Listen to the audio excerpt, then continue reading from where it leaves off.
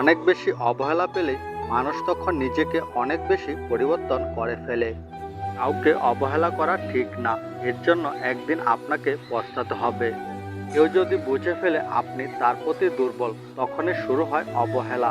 মরিচা আর অবহেলার মাঝে কোনো পার্থক্য নেই। মরিচা ধীরে ধীরে লোহাকে ক্ষয় করে, আর অবহেলা ক্ষয় করে মানুষকে।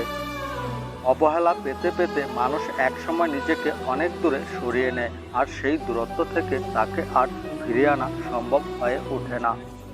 মানুষ সবকিছু সহ্য করতে পারে, কিন্তু প্রিয়জনের অবহেলা সহ্য করতে কখনোই পারে না। স্ত্রীর প্রসব বেদনা, কষ্ট আর যন্ত্রণা যদি কোনো স্বামী গভীরভাবে উপলব্ধি করত, তাহলে পৃথিবীর কোনো স্বামী তার স্ত্রীকে অবহেলা করতো না। প্রিয় মানুষগুলো যখন অবহেলা করে তখন নিজেকে অসহায় মনে হয়। আমাকে নিয়ে তুমি শুধু করেছো অবহেলা, ভিজে যাওয়া চোখের জলে বেড়েছে বুকের জ্বালা।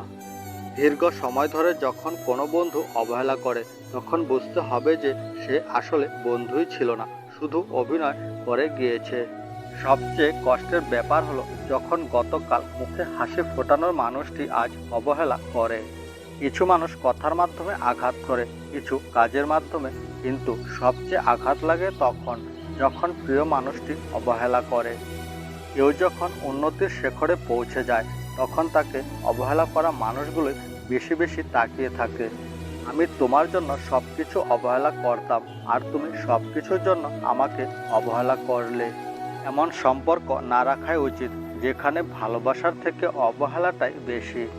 অতিরিক্ত লবণ যেমন খাবারের স্বাদ নষ্ট করে দেয়, ঠিক তেমনি অতিরিক্ত ভালোবাসা অবহেলা সৃষ্টি করে।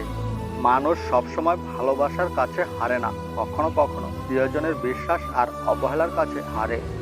কেউ পেয়ে অবহেলা করে, আর কেউ পাবে না জেনেও অপেক্ষা করে। তোমার কপালে যদি ভালোবাসার বদলে অবহেলা লেখা থাকে, তাহলে হাজার চেষ্টা করেও কারো কাছে তুমি ভালোবাসা পাবে না।